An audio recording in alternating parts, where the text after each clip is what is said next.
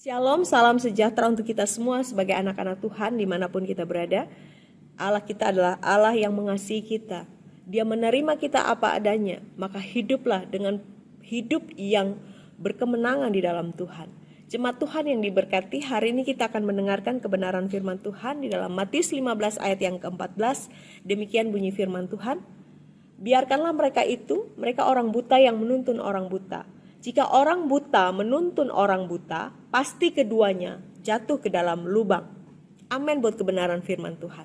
Jemaat Tuhan yang diberkati, hari ini kita belajar tentang bisa melihat itu penting. Yesus pada saat itu sedang memberikan satu pernyataan untuk menunjukkan kepada sekelompok orang tertentu pada saat itu yang menganggap diri mereka adalah orang yang bisa melihat, tetapi sesungguhnya mereka adalah orang yang buta. Apa maksudnya? Mereka berpikir mereka hidup di dalam kebenaran, padahal sebenarnya mereka tidak melakukan kebenaran. Mereka berpikir mereka tahu kebenaran, padahal sebenarnya mereka tidak tahu kebenaran itu. Jemaat Tuhan yang diberkati, berbahaya sekali jika kita tetap menetapkan diri kita dalam keadaan yang seperti itu. Kita akan digolongkan sebagai orang yang buta, orang yang tidak bisa melihat. Dan orang yang tidak bisa melihat pasti otomatis orang itu tidak bisa melihat jalan dan tidak menemukan jalan. Tetapi puji Tuhan, kita sebagai anak-anak Tuhan di hari-hari seperti ini, kita adalah orang yang telah menemukan jalan, kebenaran, dan hidup yang terdapat dalam Yesus Kristus. Ini adalah kasih karunia. Jangan lagi mau menjadi orang yang buta, yang mata rohaninya tertutup, yang kepekaan hatinya buntu, yang tidak bisa melihat kebenaran, menganggap diri tahu kebenaran tetapi tidak hidup di dalam kebenaran itu.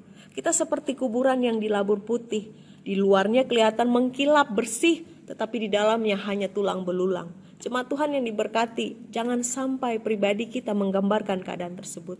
Kita adalah orang-orang yang telah ditebus Tuhan dari kehidupan kita yang sia-sia, dari seluruh kehidupan yang tidak berkenan kepada Tuhan. Tuhan memandikan kita dengan rahmat untuk masuk dalam kerajaan-Nya.